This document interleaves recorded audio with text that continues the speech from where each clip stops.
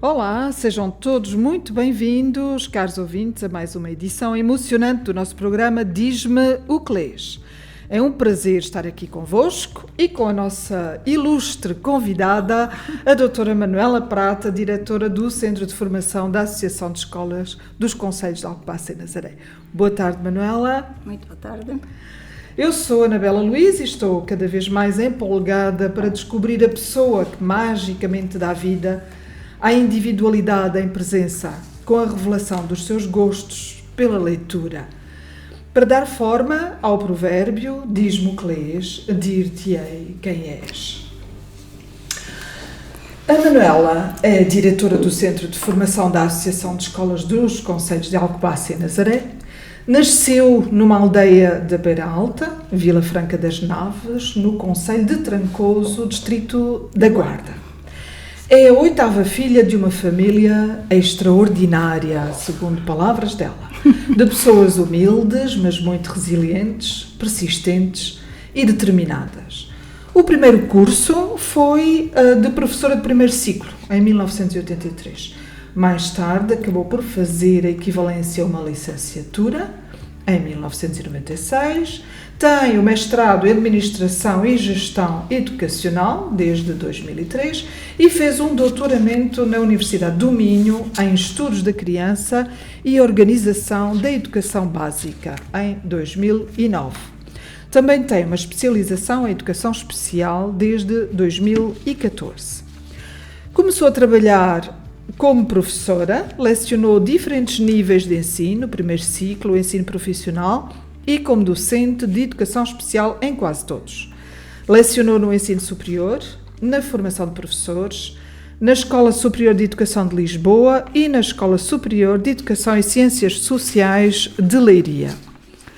Para além de ter abraçado outros projetos na área de Administração e Gestão, foi também delegada escolar, membro do Conselho Diretivo e também diretora do Agrupamento de Escolas de Pataias. Foi uma vida académica, profissional e pessoal de busca, onde a empatia, a solidariedade, a humildade e a exigência sempre a acompanharam. Eu tenho aqui dois pensamentos seus que iremos ler depois. Está bem, Manuela? Sim, senhora. Muito obrigada por aceitar este desafio. Eu vou já começar por uma pergunta muito prática, porque nem todos os nossos ouvintes sabem o que é um centro de formação e a quem é que se dirige. Importa-se de explicar? Não importa. Em primeiro lugar, boa tarde, Anabela. Muito obrigada pelo convite. É um prazer estar aqui. Estou um bocadinho nervosa, não sei porquê, mas sim, falar de nós e da nossa vida profissional é sempre bom. E é agradável fazê-lo consigo. Estou muito grata por isso. Obrigada também. Ora bem, um centro de formação de Associação de Escolas de Professores, portanto, neste caso de Alcobaça e Nazaré, é uma entidade formativa a nível territorial que é responsável pela formação do pessoal docente e não docente das escolas públicas, até o ensino secundário. Também pode agregar, portanto, escolas privadas. No nosso caso, temos o Externato Cooperativo da Benedita, não sendo uma escola privada, sendo uma cooperativa, mas também faz parte do nosso centro. As escolas privadas ou as IPSS só entram para esta Associação de Escolas mediante um requerimento e mediante a aprovação da Comissão Pedagógica, que é o órgão que de facto tem essa responsabilidade. E é com muito gosto que acolhemos o Externato e nesta perspectiva o nosso centro de formação, com base... Os centros de formação em Portugal são também uma inovação, ou seja, nós, os portugueses, estamos sempre muito à frente em termos de políticas educativas, e é verdade, e de legislação, mas os centros, são poucos os países da Europa que têm um sistema de formação organizada como nós muito temos. Muito interessante. E, portanto, a primeira emergência dos centros vem a seguir à lei de bases, vem a seguir ao Estatuto da Carreira Docente e nasce até de uma iniciativa local, da organização dos diretores que não eram diretores, eram os responsáveis pelas escolas, os presidentes dos conselhos diretivos, e em 1992, no âmbito do regime da publicação do regime da formação contínua, porque centros de formação e formação contínua estão estritamente ligados. E a formação contínua e os centros estão necessariamente ligados àquilo que é a qualidade do ensino. e das Exato. aprendizagens dos alunos, ou seja, o desenvolvimento profissional dos professores e o impacto que isso tem nas salas de aula, no sistema de ensino, foi sempre uma preocupação. Na sua prática letiva. Na prática, o impacto, portanto, empoderar os professores nas diferentes áreas para que haja impacto, de facto, na sala de aula. E esse é o grande objetivo dos centros. O Centro de Formação da Associação de Escolas dos Concelhos de Alcobaça e Nazaré compreende que escolas, que agrupamentos e que escolas? Portanto, temos agrupamento de escolas de Cister, que é a escola sede do Centro SFAI, de Formação. Ou seja, a Associação de Escolas, este associativismo, há sempre uma escola que é a sede do centro. Neste caso é o agrupamento de escolas de Cister, era a escola secundária, agora por inerência da reorganização a nível do território, é o agrupamento de Cister. Depois temos o agrupamento de escolas da Benedita, temos a EPADREC, temos o agrupamento de escolas de São Martinho do Porto e o agrupamento de escolas da Nazaré. E o externato cooperativo da Benedita. O colégio Dom Furrupim já fez parte deste centro, mas depois acabou por sair. Portanto, quando eu entrei em 2019, eles já não estavam a fazer parte desta associação de escolas. Muito bem. Já falou desta questão da inovação que nós temos, não é? Somos, se calhar, um farol para alguns outros países. Em Portugal há muitos centros de formação, trata-se assim de uma realidade significativa. Ou seja, os centros de formação, quando foram criados em 1992, eram mais ainda, portanto havia quase um por concelho. Depois, na altura, um pouco antes da Troika, antever as dificuldades que existiam, houve uma reorganização dos centros e então passaram a ser interconcelhos. Por exemplo, este tem Alcobaça e Nazaré, outros têm mais concelhos, depende. Neste momento, a nível nacional, são 91 centros de formação, sendo que se distribuem pelas 5 zonas do país. As ilhas têm um processo autónomo, ou seja, também têm formação contínua, mas é gerida localmente. Mas em Portugal temos 91 centros de formação. O que já é significativo, não é? Abrangem todo o território nacional. Mas são centros também com uma certa autonomia. É assim, os centros de formação têm autonomia pedagógica. Autonomia financeira não têm. Quer dizer, nós, quando nos candidatamos a financiamentos, nomeadamente do Fundo Social Europeu, que é financiar a formação na maioria dos casos, porque há centros que são financiados pelo Orçamento de Estado, que é o caso das zonas, têm que preencher os requisitos para serem elegíveis, para serem financiados pelo Fundo Social Europeu. É o nosso caso.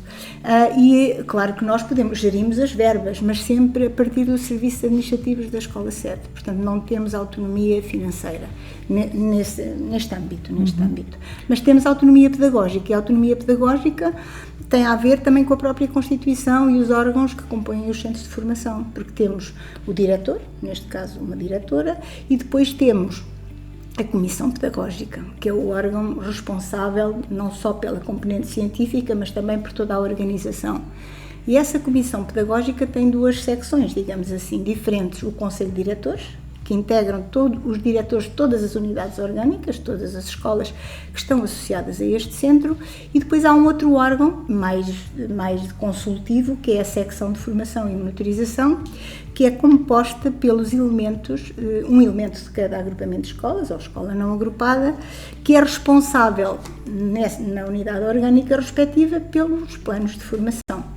Porque o centro de formação, para terminar, os centros de formação são responsáveis por fazer o diagnóstico, não é? Das necessidades de formação, dos individuais e organizacionais, mas deve haver sempre um cruzamento, aliás, só faz sentido haver um plano de formação para o SFAI no seu todo, se efetivamente as escolas tiverem também os seus planos de formação.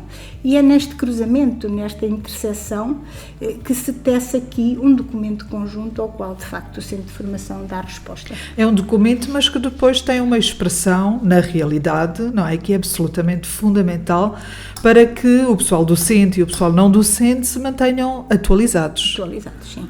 Ou seja, por norma, os planos de formação, há uns anos a esta parte isso foi mais possível, emergiam muito das necessidades em contexto. Aliás, até na fase inicial, os professores até faziam formação em áreas que até gostavam, não tinha a ver tanto com as políticas públicas. Hoje em dia, os planos de formação dos centros, digamos que há aqui uma tensão nos planos e na nossa ação e até na ação das escolas, que é uma tensão entre aquilo que é a necessidade local e aquilo que é a necessidade nacional e transnacional, porque em termos de políticas nós respondemos em função de referenciais internacionais e nacionais. E os nossos planos de formação, sobretudo desde 1990, o PNEPS 2016, ou seja, e antes também, portanto, porque uma das funções dos centros de formação também é, portanto, colaborar, porque nós somos um serviço desconcentrado, à semelhança dos agrupamentos de escolas relativamente ao Ministério, nós dependemos da Direção-Geral da Administração Escolar e assim sucessivamente.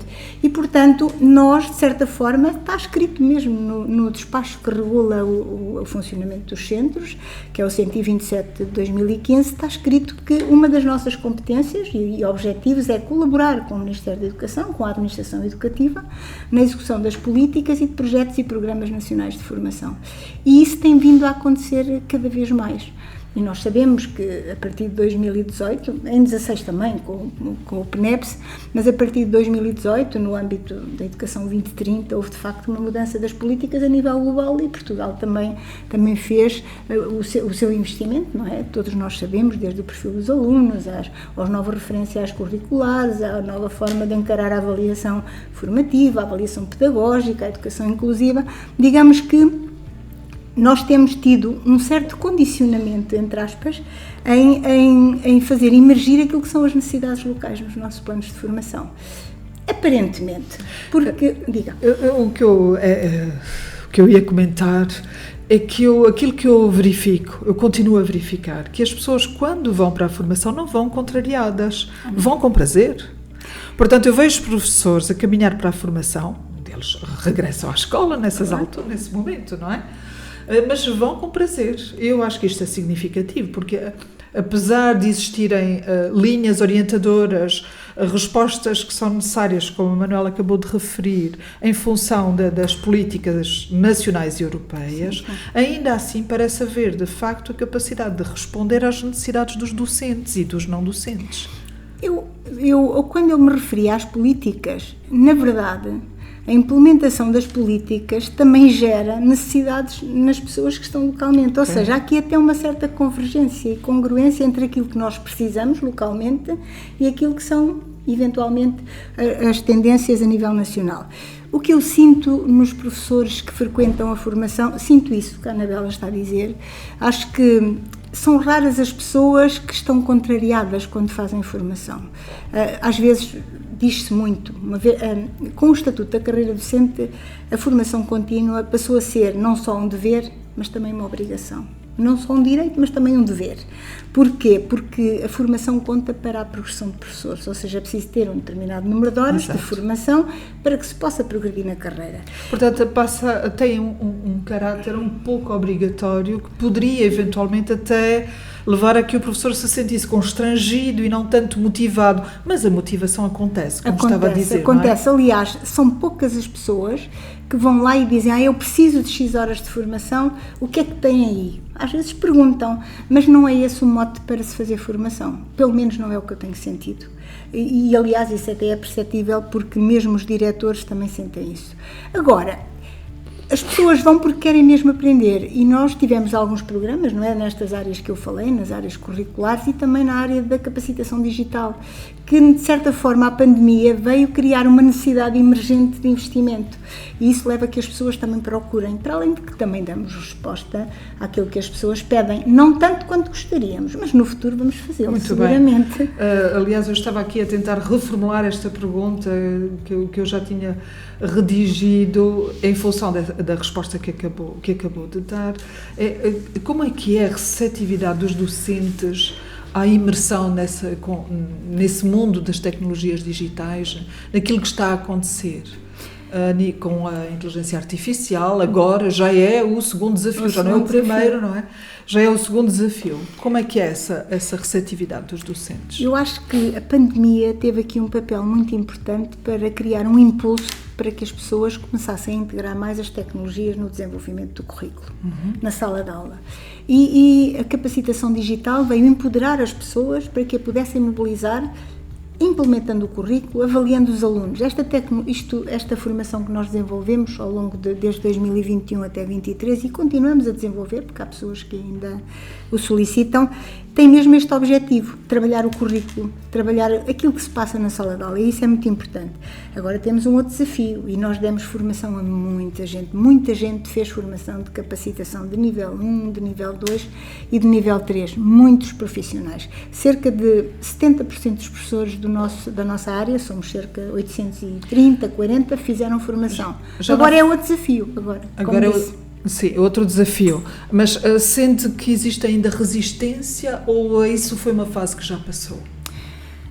Não posso afirmar que não haja uma resistência. Há pessoas que são uns entusiastas, uns apaixonados e nota-se pela forma como se expressam, pelas partilhas de práticas que nós partilhamos em ações mais curtas, práticas que as pessoas desenvolvem, práticas de sucesso. E nota-se que há pessoas muito entusiastas e já não viviam sem a integração das tecnologias, com equilíbrio. E depois há aquelas pessoas que vão porque sentem mesmo, é imperativo aprender qualquer coisa. E há algumas pessoas que se recusam, nem toda a gente fez formação na área da capacitação, mas será uma franja menor. Sinto que hoje em dia as pessoas estão muito, muito sensibilizadas e até é uma necessidade sentida. Também por força daquilo que acontece com os jovens e na sociedade. Portanto, hoje um professor que seja um bocadinho retrativo e que se recuse, provavelmente vai pensar que tem que evoluir. Fica fora do comboio, fica não é? Fora do comboio. Os próprios jovens e nós próprios na nossa vida também sentimos isso. Até as questões pessoais levam-nos de facto a pensar que já não conseguimos fazer tudo sem tecnologia. A inteligência artificial, nós começámos já a falar sobre isso, a pensar sobre isso, já fizemos ações de curta duração, vamos abrir um curso agora de mais sistematizado nesse domínio. Temos que evoluir. Está interessado. Vamos porque na inteligência artificial tem que se desfazer o mito de que é um problema, e eu acho que é um problema, mas é uma potencialidade e continuará a ser um problema se nós não falarmos dela e não trabalharmos com ela e sobre ela. E acho que é um caminho que temos que fazer até para desconstruir e não só, e para tirar partido também das potencialidades que ela tem, até para a nossa prática profissional. A Anabela, por acaso, frequentou a ação de curta duração e viu que, de facto, há plataformas, há meios. Fui seduzida. Sim, deixei-me seduzir por completo. Há algumas que eu já uso com alguma frequência como ferramenta. Porque são ferramentas absolutamente fundamentais e cada vez mais integradas na nossa prática do dia a dia. E, portanto, eu quero aprender mais e conhecer mais também. Mas esta questão da tecnologia também tem a ver muito com a forma como nós nos organizamos, nós, o Centro de Formação e os próprios agrupamentos de escolas, porque, em boa verdade, na dimensão organizacional, e a Anabela também no Centro qualifica, sabe que temos mesmo que acompanhar este comboio. Com certeza. Cada um apanha na sua estação, claro. Mas temos mesmo que o apanhar. Temos mesmo que o apanhar. As pessoas querem. Ok, isso é ótimo. Há pouco falou do impacto que a formação administrada através do Centro de Formação ou procurada pelos docentes e também pelos não docentes, que o impacto acontece na sala de aula, porque, entretanto, há mudanças de práticas, enfim, há também mudanças de perspectivas. Mas como é que o Centro faz para avaliar esse impacto? Consegue fazê-lo? É assim, nós, também é uma das nossas competências, não só desenvolver a ação, toda a oferta formativa, mas também até avaliar o impacto, até para reformularmos os nossos futuros planos de formação, nós e os agrupamentos de escolas. O que é que nós fazemos? Quando desenvolvemos uma ação de formação, fazemos sempre, os formadores fazem um diagnóstico, não é verdade, para identificar as necessidades, eventualmente para diferenciarem, como se faz com os alunos, no próprio contexto de formação, porque nem todos os professores estão ao mesmo nível. Exato. Quando se trabalha uma determinada temática. Depois, a meio da formação, fazemos sempre uma avaliação intermédia, mas estamos a falar ainda do decorrer da formação. O que é que podemos melhorar ao longo da formação?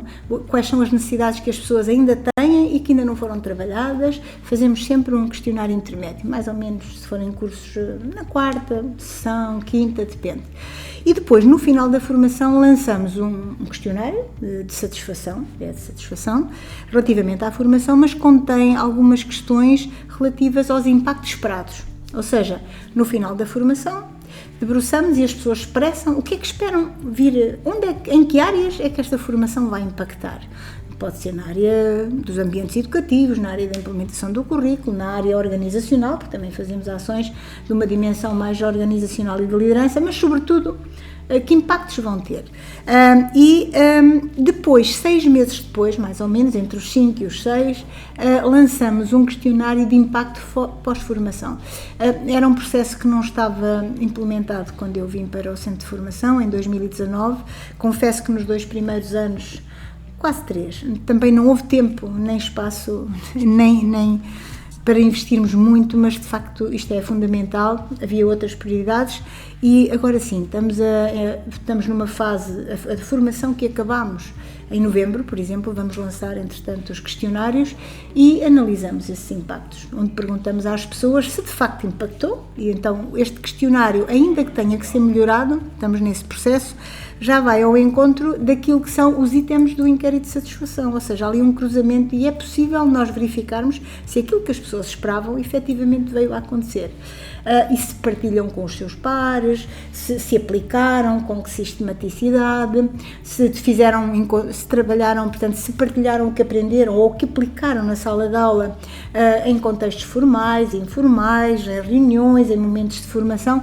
De certa forma, estamos agora, já fizemos um relatório intermédio do ano passado e estamos a melhorar, mas temos bons indicadores. E também recolhemos sugestões de melhoria, que isso é que é fundamental para depois, nos anos seguintes, reajustarmos os planos em função das sugestões das pessoas. Senão não valeria a pena estarmos a avaliar, não é? A avaliar tem que ser para melhorar. É para melhorar, exato. É, portanto, um trabalho de excelência que é efetuado no Centro de Formação para dar resposta a estas necessidades que estão permanentemente a mudar, não é? Então, diga-me, Manuela, que visão de futuro tem para os centros de formação? Não estou a falar do seu, é para o centro de formação, os centros de formação. Como é que Eu vê? entendo que os centros de formação em Portugal, e é reconhecido por pessoas de referência, já fazem um trabalho significativo na área da formação contínua e de qualidade. Nós também temos formadores internos, a Bolsa de Formadores Internos tem muita influência na qualidade e no tipo de formação e no volume de formação e na diversidade de formação que nós fazemos nos centros a nível nacional. No entanto, acho que nós podemos fazer um trabalho mais profundo, de maior qualidade, mais exigente. Isto é a minha opinião, porque nós temos que centrar, e nós, os centros de formação todos, aliás, vários autores e o próprio quadro normativo apontam para que a formação seja centrada na escola, nos contextos de intervenção. E, em boa verdade, por vezes a formação ainda se assume como estando à margem, está a ver? Eu acho que aí é uma área que nós temos mesmo que trabalhar enquanto centros de formação e com as escolas. Portanto, ao nível local, cada um dos centros tem aqui um papel decisivo, no sentido de, ok, as escolas estão com esta necessidade, seja ela emergente, daquilo que foi a necessidade daquele agrupamento, daquele grupo de recrutamento, seja decorrente da aplicação de uma política pública que esteja a acontecer. Isto acontece, há esta necessidade, vamos fazer uma formação cá fora, não podemos fazê-la em contexto. Eu não me canso de dizer, quando vou abrir as ações de formação, há momentos em que estão mais pessoas, vamos aproveitar o trabalho. É lá no local onde nós trabalhamos que devíamos estar a fazer a formação. Exato. Ou seja, eu às vezes digo, nós temos reuniões, os professores todos têm reuniões para trabalhar algumas questões burocráticas, administrativas, todos nós sabemos disso, não é esse o nosso foco hoje. No entanto, também trabalhamos instrumentos curriculares, debatemos pedagogias, metodologias e nós poderíamos rentabilizar esses momentos organizando, digamos que percursos formativos que não são necessariamente correspondentes ao período da reunião, nem ao assunto da reunião, mas aproveitar e organizar paralelamente e muitas vezes até podia haver tempos convergentes, nós já fizemos isso, e criarmos os percursos formativos centrados no conteúdo, naturalmente orientados por um formador ou alguém de referência que pudesse guiar esse trabalho de reflexão e de melhoria, está a ver? Portanto, ou seja, aumentar a proximidade. A proximidade e a colaboração. É lá no contexto e em colaboração que nós fazemos uma verdadeira formação contínua, claro que recolhendo os contributos da academia, dos especialistas, tudo isso, e das instituições do ensino superior que são fundamentais neste processo, mas em contexto. Acho que isso é uma questão que nós temos mesmo que melhorar. Eu pessoalmente sinto isso e já falei com outros colegas e está escrito, está estudado, é assim que funciona, mas ainda não está a acontecer sempre, mas já acontece em muitos contextos e acho que isso pode levar-nos, não tenho a certeza, que nos leva a processos mais reflexivos, mais centrados naquilo que ensinamos e como avaliamos. Ou seja, é a metodologia, é o currículo, é a pedagogia e a avaliação. Os professores, de facto, para darem resposta à diversidade de alunos que têm, hoje nas escolas, e a diversidade não pode ser um problema, tem que ser uma potencialidade. E a diferença tem que ser um processo de aprendizagem, não só para a pessoa que é diferente, mas também para os outros, aprendermos em conjunto. Aliás, a OCDE tem, de facto, desenvolvido com os países todos, não se inclui Portugal, um grande trabalho nessa área de acolher a diversidade, não como um problema, mas como uma potencialidade. E um professor, para dar resposta a isto, tem que, sobretudo, centrar-se nestas 3 questões. E os centros também têm que pensar nesta perspectiva, que é currículo, pedagogia e avaliação. O que é que ensinamos, como ensinamos e como avaliamos o que ensinamos para que os alunos aprendam mais e melhor. E essas vão ser as grandes, digamos, são as dimensões em que o professor sentir-se-á seguramente mais confortável, mais seguro, e se fizer em conjunto ainda melhor, para que de facto possa ir para a sala de aula com algum bem-estar também, e com algum conhecimento. E empoderado, não é? Com empoderado. Aquela expressão que, entretanto, acabamos por inserir na nossa linguagem do dia-a-dia. É verdade, o empoderamento. Empoderamento. É isso mesmo. Exato. Eu tenho aqui uma curiosidade. Deixa-me só dizer uma coisa. Sim, O professor António Novo, que muitos de nós que nós admiramos, e não só, há outras pessoas a referenciar, tem uma expressão a propósito da formação continuada no Brasil, contínua em Portugal. Ele afirma, se me permitisse, eu gostava de ler esta frase. Força. Ele diz que, no meio de muitas dúvidas e hesitações, há uma certeza que nos orienta. A metamorfose da escola acontece sempre que os professores se juntam em coletivo para pensarem o trabalho, para construírem práticas pedagógicas diferentes, para responderem aos desafios colocados por o fim do modelo escolar. A formação contínua não deve dispensar o contributo de ninguém, sobretudo dos universitários e também dos grupos de pesquisa, mas é no lugar da escola que ela se define, enriquece e assim pode cumprir o seu papel de desenvolvimento profissional dos professores. Muito bem. Identifico-me com esta perspectiva de formação contínua e acho que os centros têm que melhorar e empoderar-se no sentido de responder a este desafio. Muito bem, muito obrigada por essa citação. Eu vou também aproveitar para ler uma sua. Esta é uma citação sua. Não é minha. Que diz assim: nunca podemos nem devemos estar satisfeitos. Temos de melhorar, e esse é o meu lema, cada dia ser melhor que o dia anterior, seja na vida pessoal, familiar e profissional, porque praticamente não há impossíveis. Foi com este pensamento que resolveu candidatar-se ao lugar de diretora do Centro de Formação? Também. Porque é que pegou neste desafio? Este desafio surge, eu acho que numa perspectiva de continuidade e de complementaridade com aquilo que foi a minha vida profissional. Eu trabalho desde 1983, portanto já lá vão quase 40 anos seguramente, já fiz em outubro e fiz um bocado de tudo ao nível do sistema educativo, mas porque era curiosa, porque gostava e porque esta visão transdisciplinar daquilo que é a educação acho que nos permite olhar, seja para a formação, seja na gestão, seja na sala de aula, seja no trabalho com os professores, eu acho que nos dá uma visão mais ampla e nos permite, penso e tenho a certeza, porque me ajudou ao longo da minha carreira.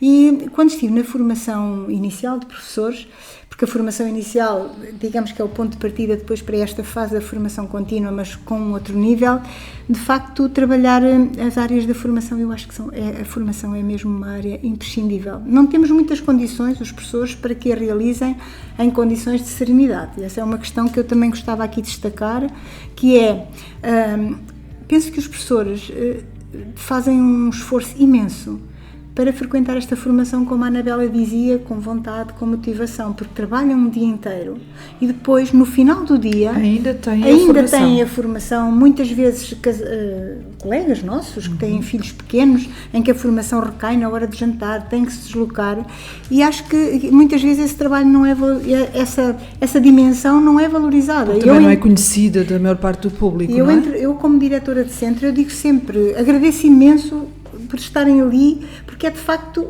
vontade, porque senão as pessoas deixam muitas vezes a sua vida pessoal em detrimento da vida familiar. Então, mas não foi uma questão muito ligada à sua vida pessoal que a levou a candidatar-se ao lugar de diretora? Não foi pessoal. Aliás, tudo o que eu fiz a nível profissional nunca foi uma opção individual. Foi sempre... Tenho esta perspectiva, pelo menos eu sinto isso, não sei se as pessoas que me rodeiam sentem, mas eu sinto que nos sítios onde estive, para além de eu estar bem, de eu gostar daquilo que faço, gostei de tudo o que fiz até hoje. Também tem a ver com o meu trabalho, o que é que pode colaborar e impactar também nos meus colegas, noutras pessoas, nas organizações, isso é importante. E achei que podia acrescentar algum valor na área da formação. E então, por sugestão até de uma colega, a minha colega Olga, do Leirimar, eu trabalhava na escola, no agrupamento de escolas Marinha Grande Poente, e tinha 2 horas de assessoria. Ela dizia: Manuela, estavas tão bem no centro e tal. Eu não tinha pensado, tive no último desafio da minha vida a nível de sala de aula, que foi talvez o mais exigente, que foi ser docente de educação especial, e ela dizia: estavas tão bem ali, tu fazes isso bem, mas ali fazias uma coisa se calhar que era mais útil para... Eu disse: não, isso depende da perspectiva.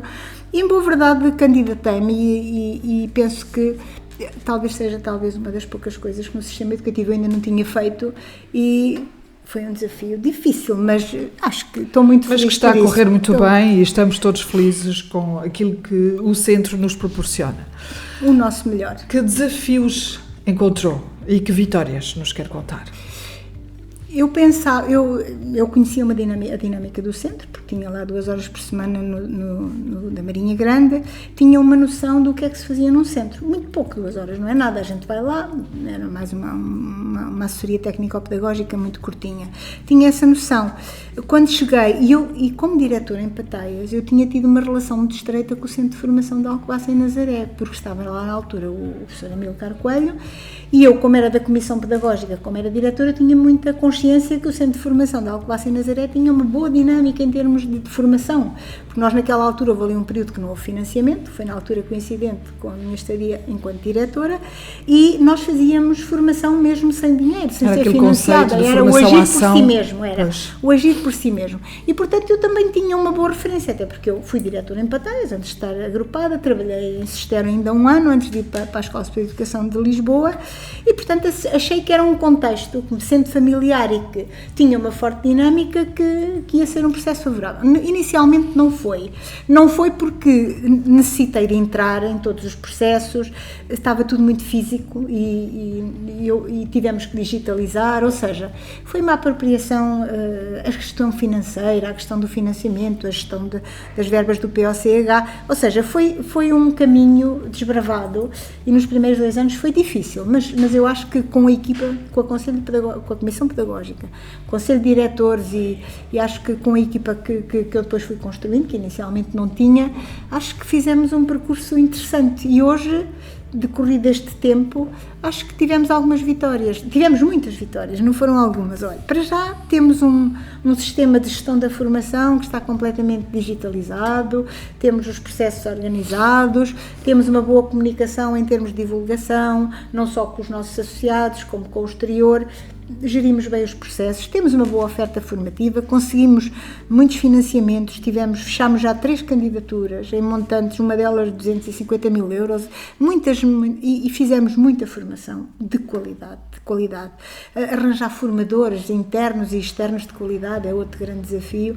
E acho que digamos que foi uma evolução, foi um caminho, e acho que chegados aqui temos que ser mais exigentes. É o que eu digo agora, temos que nos debruçar naquelas dimensões que falei atrás, há pouco, e também temos que fazer outras coisas. Também temos que, e é um projeto ainda que embrionário, mas já está a decorrer, que é criar um laboratório para professores. digamos que um cowork, onde as pessoas possam estar, possam vir, possam fazer formação, mas também possam conversar, também possam trabalhar em conjunto. Estamos a trabalhar para isso. E ali naquele espaço do edifício mesmo em frente, não é? Sim, estamos a trabalhar para isso e acho que vamos ter boas condições. Vamos agora fazer umas obras para mudar o centro de umas instalações para as outras em frente, para que fique aquele espaço mais amplo, com mais luz, com mais condições para fazermos este projeto.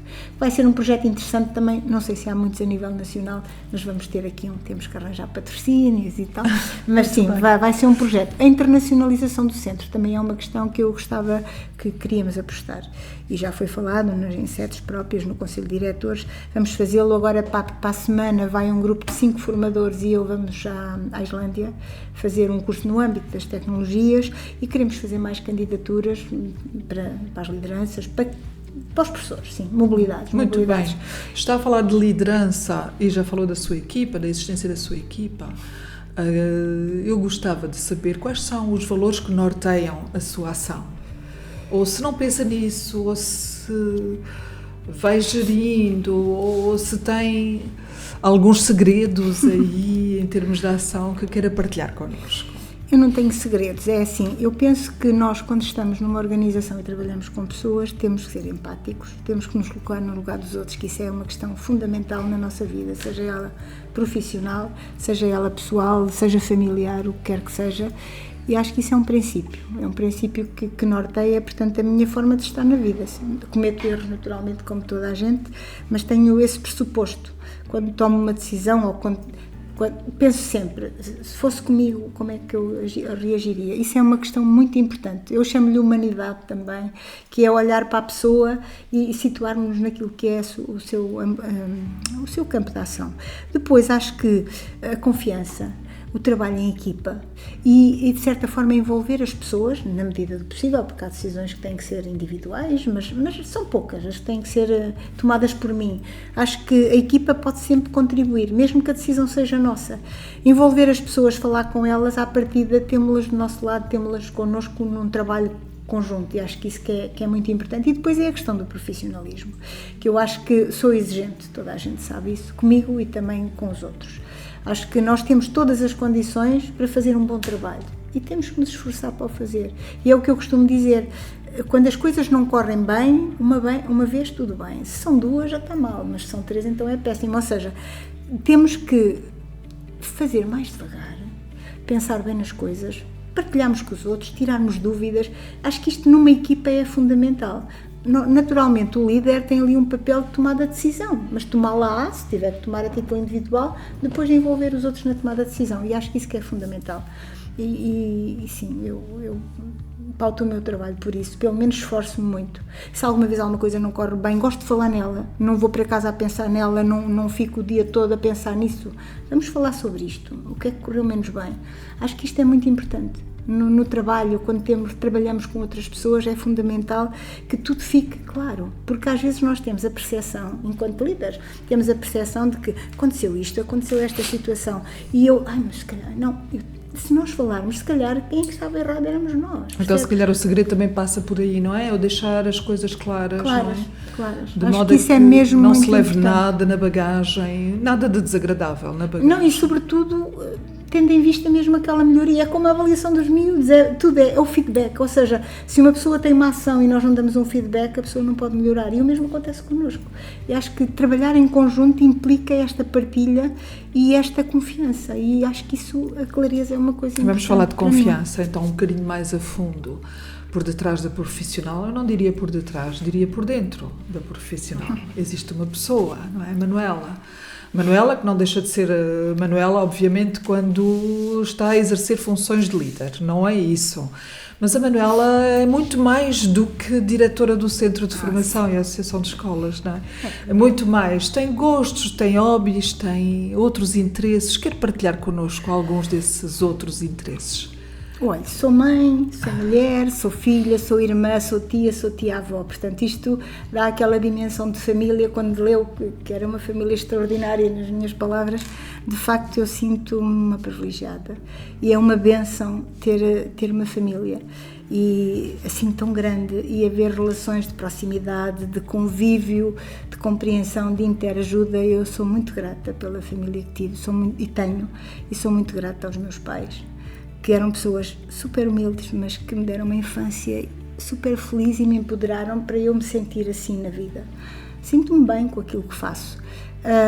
Portanto, a família é um pilar muito importante, apesar de por vezes nós prejudicamos a família, e eu já fiz isso ao longo da minha carreira durante muito tempo, e acho que vale a pena. Tenho vindo a fazer um percurso no sentido de melhorar essa minha componente, porque acho que é muito importante. Para já traz-nos equilíbrio, não é verdade? E isso é muito importante. Mas há fases da vida profissional, eu não sei se acontecem com outras pessoas, comigo aconteceu, e esta busca também acontece nos outros contextos, não acontece só a nível profissional. Depois, gosto de estar com os amigos, gosto de viajar, gosto de passear, gosto de estar à beira-mar, mas no sentido de permanecer, de estar lá, não é também a relação com a água, etc., mas a relação, não sei, é uma conexão, gosto muito. Gosto de ler, não tenho lido tanto quanto eu gostaria, porque tenho dedicado a leituras técnicas, e isso rouba-nos tempo às vezes para ler, e a leitura é fundamental, como nós sabemos, a todos os níveis. Gosto de ler, sim, mas gosto de ler, mas é engraçado. Eu não gosto de ler um livro, há pessoas que leem umas folhas, depois leem outras folhas no dia a seguir. Eu gosto de fazer leituras mais continuadas, ou seja, mais sistemáticas, mais seguidas, e então no período de férias é quando eu faço mais. Mas também gosto de ir ao cinema, gosto de ir a espetáculos, gosto de não fazer nada, que é uma coisa que às vezes está no silêncio. Eu gosto de às vezes estar comigo própria, que é uma coisa, às vezes, e não é solidão, isto é uma questão de, não sei, sinto necessidade por vezes de estar sozinha, de estar comigo. Talvez o silêncio é uma coisa que me reposiciona, que me dá um certo equilíbrio, e às vezes sinto isso. Também não vejo isso como necessidade de solidão, mas nada, assim como profundidade, não é? Profundidade. Por também. Acaso gosto. Parece-me que sim. Às vezes sinto necessidade. Não é preciso que sejam momentos muito longos, mas gosto. E quando estou mais, digamos que mais preocupada, com um trabalho mais intensivo, às vezes sinto mesmo necessidade de me isolar. Ou quando tenho uma situação familiar para resolver, ou própria, pessoal, gosto de um tempo de reserva. E procura a solução no silêncio. Sim. Muito bem. Estar comigo própria. Estou curiosa aqui porque escolheu uma citação do Nelson Mandela que diz: o impossível só é impossível até acontecer. Porquê esta citação? Diga-me lá. Porque eu acho que na vida nós nunca atingimos o nosso limite, mas também a questão de nós sermos persistentes, resilientes, e não é só isso, nós não devemos desistir, porque se não conseguirmos fazer uma ação ou na totalidade, eu acho que conseguimos sempre alcançar mais, e na realidade não podemos partir do pressuposto que uma coisa é impossível, é difícil, e eu acho que temos que lutar para conseguir isso. Eu às vezes... Ainda ontem aconteceu uma situação que a pessoa dizia, mas isto não vai acontecer, isso é difícil, porque as pessoas não... Esta visão daquilo que é mais constrangedor, mais negativo, acho que há muitas pessoas que ainda partem desse pressuposto quando estamos num diálogo, e essa não é a minha postura, e isso às vezes até irrita um bocadinho as pessoas, porque eu digo, não, mas isso não é um problema, se não for isto podemos fazer aquilo, lá estás tu, para ti é tudo fácil. Não é fácil, mas se pensarmos assim, ou seja, não sou pessoa a desistir, e até hoje, felizmente, ainda não tive nenhum objetivo de vida. Claro, há coisas que eu gostaria que fossem melhores, que eu não tivesse lutado por ele e não o tivesse atingido. Claro, às vezes não fico a 100%, fico a 80%, mas não aconteceu nem na minha vida pessoal nem profissional. Tenho feito aquilo que me tem surgido como constrangimento, ultrapassar, e tenho conseguido aquilo que eu me tenho proposto fazer. E naturalmente, não estou a falar de questões económicas, poderia ser riquíssima, não sei o quê, mas esse também não é o meu objetivo, portanto, para mim, ser possível ou impossível é totalmente irrelevante, entende? Acho que a pessoa humana, eu própria, nunca me situo num ponto em que eu tenho esta dificuldade, como é que eu vou dizer? Isto não vai acontecer. Não parto nunca desse pressuposto, por isso é que eu me identifico com essa afirmação, porque as coisas só são impossíveis enquanto não acontecem. Se nós não fizermos nada para que isso aconteça, elas continuam impossíveis, senão concretizam-se. e eu tenho sempre este ponto de partida. Obrigada. Mas isto é difícil. Não é difícil. É difícil, mas não é impossível. Pronto, acho eu. Obrigada por esse pensamento. Trouxe-nos um livro, porque este programa chama-se Diz-me o que lês, não é? É verdade. Então vamos lá perceber que livro é que escolheu para trazer aqui. Então, temos Amantes de Buenos Aires, do Alberto Sousa Santos. Porquê é que eu escolhi este livro? Eu escolhi este livro... Cheira a tango. Cheira a tango. Cheira a tango, cheira a escravidão também branca, mas cheira a muito mais que isso.